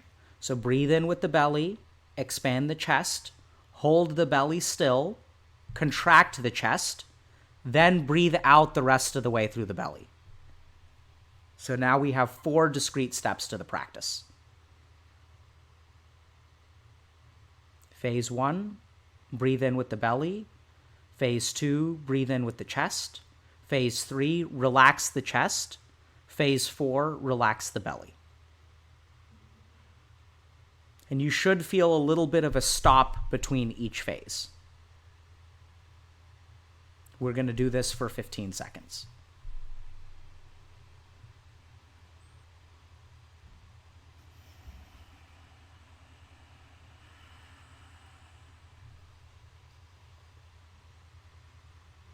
And now we're going to do phase 3. Expand the belly, expand the chest, hold for a moment, and then push your shoulders up as you expand just a tiny bit more. So belly out, chest out, shoulders up, and now exhale all together. Breathe in with the belly, breathe in with the chest, raise your shoulders and breathe in a tiny bit more, and then relax all 3. Good. In with the belly, expand the chest, raise the shoulders, and then out. Continue at your own pace for about 15 seconds.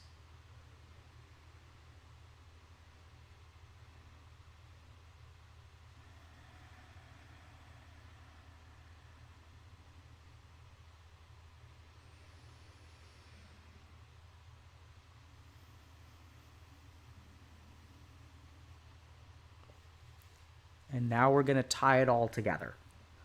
So we're going to segment our exhalation in the opposite of our inhalation. So in with the belly, expand the belly, expand the chest, raise your shoulders, really like hunch them up a little bit to get as much in as you can. And then relax the shoulders first, bring them down, contract the chest, let it relax. And then the third phase is move your navel towards your spine. So in a third, in a third, in a third, out a third, out a third, out a third. And we're going to practice for 30 seconds.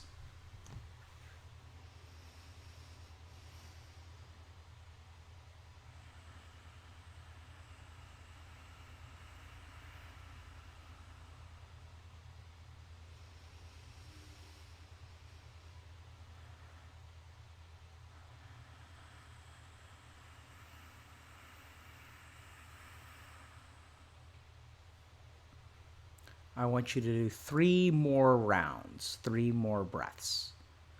And after the 3rd round, I want you to just sit. Relax. Let your breath do whatever it wants to. And observe what your breath is doing after you stop. Just notice it and sit with that new kind of breath.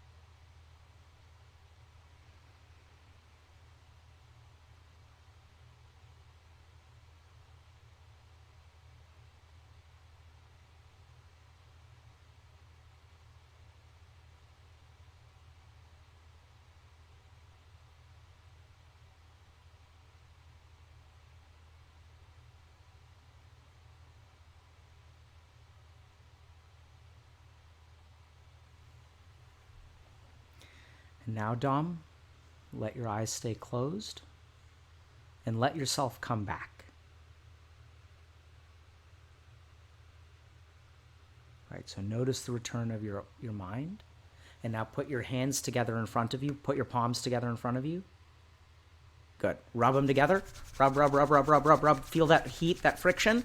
Good. Cup them over your eyes. As you breathe in and exhale slowly, open your eyes with your palms over them. And when your breath is complete, let your hands come down. Yeah, that was crazy.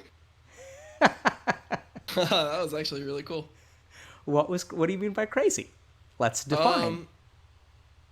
Well, I noticed that when you said to concentrate on my breathing again, like at first it was really wow, that was different. So I feel like way more awake than I did before. So I feel like way more like conscious. But I guess my breathing, like before, diaphragm breathing, I was focusing on diaphragm breathing. But then once I stopped doing like the segmented breathing, my diaphragm breathing was natural.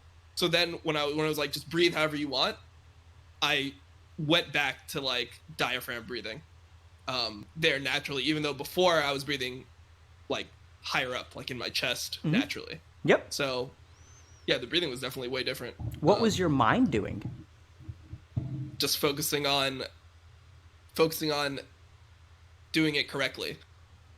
Each step. Because like it was kind of hard to manage it, so I'm getting actually more air in each point, because like those times where I would try to breathe into my chest and then it's like, okay, now try to breathe even more with your shoulders, and I'm already like max capacity on air, so trying to just do it correctly over and over. What kind of thoughts were you having?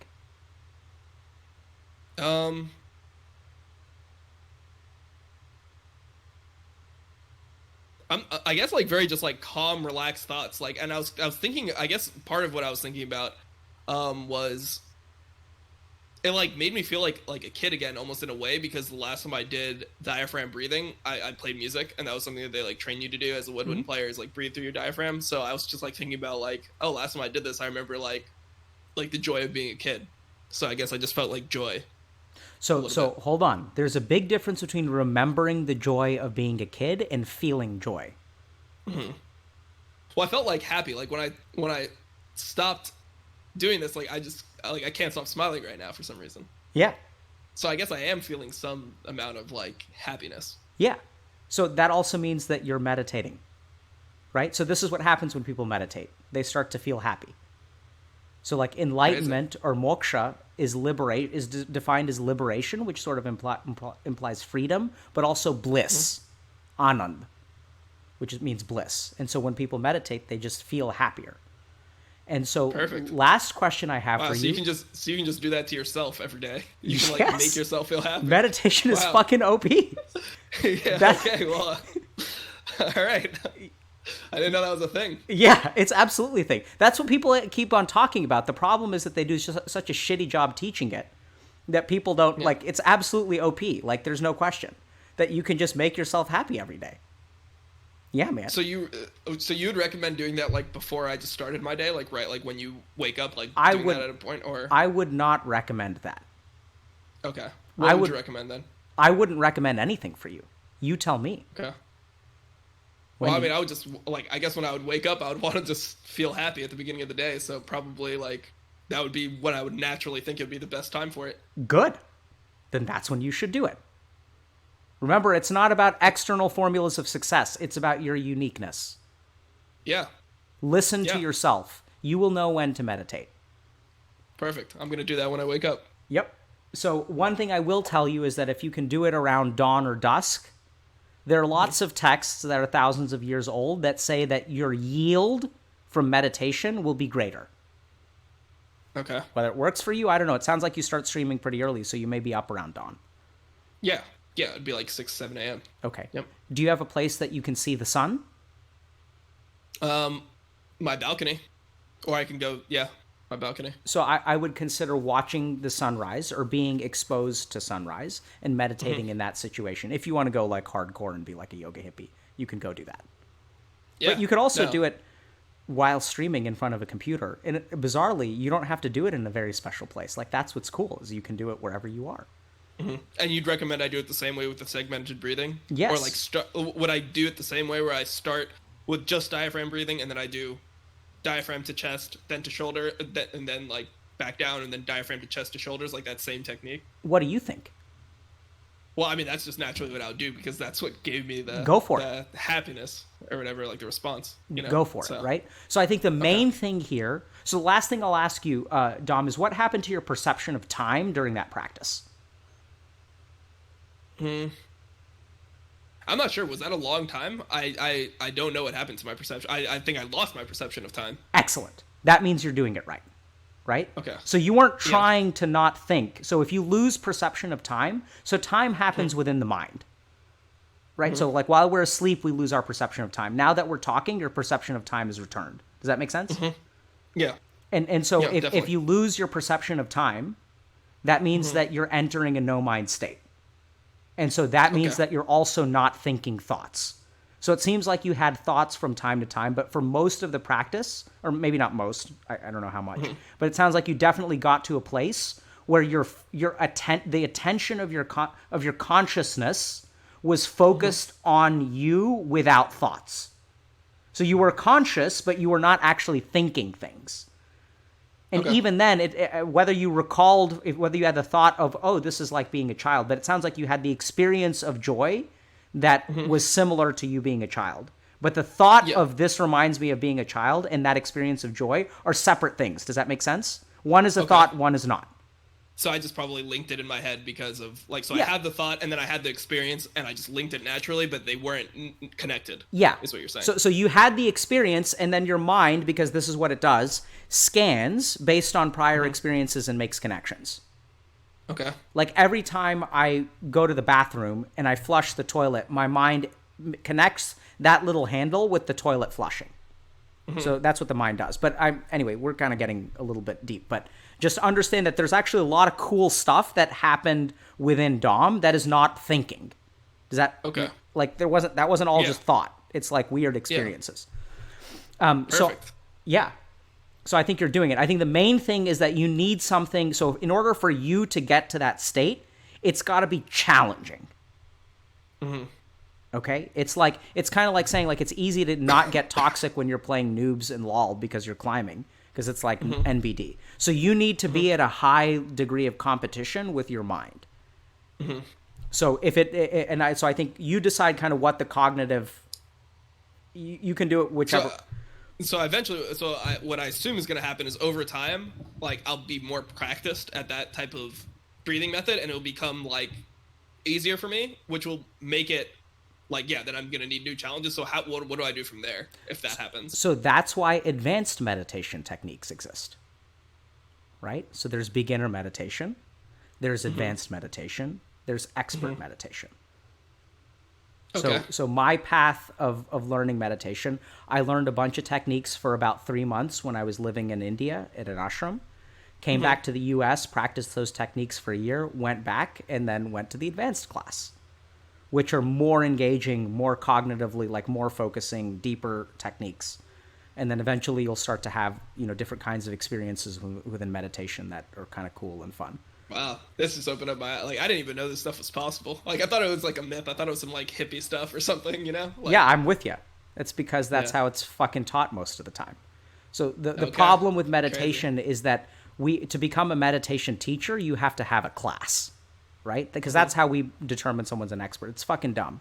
Someone completes the class, so they go through the motions, they become a meditation teacher. No. Like, meditation teacher is about experience and, like, the competence that comes from it. And then if you're a good meditation teacher, you should be able to take someone and teach them how to meditate properly. Right? Like, that's... Yep. But good. I'm very happy for you, Dom. Whatever I did before, I don't think that was meditation. Yep. Like, so I guess I haven't tried meditation until this. This is my you first haven't time trying so this is where there are a couple of different words for meditation. So meditation is two things. One is a verb, it's a practice that you do. The other thing is it's a state of mind. I think you have tried meditation. I think you have not achieved the meditative state of mind until today. Okay. Good Thoughts or questions before we wrap up? No, I just didn't know that was a thing. Like, I really just didn't know it was a thing. Like, I thought that I understood why it was good, and like I understood the reasoning behind it, but I just didn't think it was like that. Like, I didn't think that you actually like. So I'll let you in on a little secret. Like that. Everyone who talks about the benefits of meditation is missing the fucking point. What you felt is the fucking point. It's not about reductions of anxiety. It's not about improvements in depression. This is why people meditate.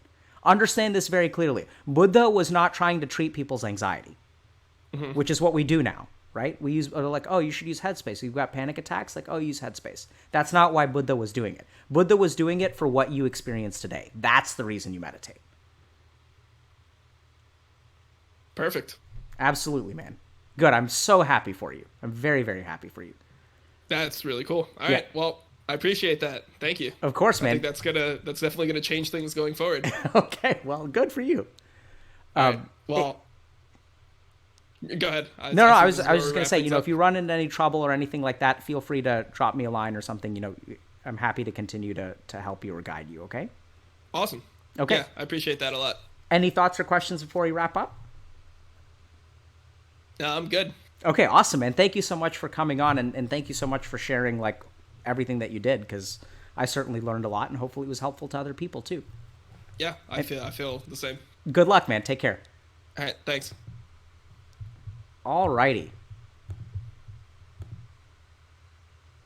Okay. So we're about at time for today. And so I want to... so he's a Pitta. Absolutely, right? So we get a lot of Vatas. Well, what happens is, like, electronics worsen Vata. So we see a lot more Vata disturbance than Pitta disturbance in gaming. But I absolutely think that toxicity is an example of Pitta disturbance. But yeah, so that was, I don't know, I mean, how was, like, I know that we didn't, like, we didn't start breaking down and crying and stuff, which I know is how some people gauge the value of a session. I definitely don't think of it that way. And yeah, so I want to thank you guys. Hopefully that was helpful for y'all. I really think that, so I think Dom has a very, very good experiential or intuitive understanding of a lot of the things that I think hold our audience or gamers or Gen Z back, millennials, which is sort of like, he's orienting towards himself. Like, he's understanding that activities are not good or bad. That, like, if you don't like school, it's not necessarily school's fault. That you have an individual contribution to the way that you live your life and how activities are experienced. Right? So, like, a great example, like he said, was from J. Cole and taking out the trash. That you can change something in your mind that makes you enjoy things more. And that has 100% been my experience. So, like, what I found is that, I used to dislike life, and that you can actually do some kind of process of reflection and observation, and that through reflection, observation, and understanding, activities that you used to dislike are more able to be done. Not necessarily saying that I like doing them, but that I'm able to do them. And then, so that gets to the question of how do you understand? Because watching someone else tell you that conclusion, it doesn't make it easy for you to take out the trash. So I think another kind of meditative practice that y'all can think about is just take out the trash, right? And when you take out the trash or clean something, and notice yourself before, take a snapshot of yourself before, notice that you don't feel like doing it, do the thing, and then take a snapshot after. How do you feel afterward? So study yourself in the way that you read guides to like climb, rank in League of Legends, or in the way that you read about this and study other things, in the way that you guys keep up with coronavirus and understand what's going on. Understand yourself and try to be a little bit more unique instead of just following an external road to success. Because following the external road to success fucking doesn't work. And so stop doing it. Look within yourself. Everyone is a snowflake, right? That's actually the whole point. I have a video mapped out about this that I want to do, but you guys, you are snowflakes, and you should treat yourself as a snowflake because you are a snowflake. No one with your set of experiences and your set of advantages and your set of disadvantages has ever existed in the history of the universe and never will again. So you are unique, and you better start playing the game of life that way. You better stop playing based on what other characters with other stats do, and understand what you are and how you are unique. And what we can hear from Dom very clearly is that when he stopped gravitating towards objective success and started gravitating towards being unique, he became more fulfilled and more successful. And I did the same exact thing.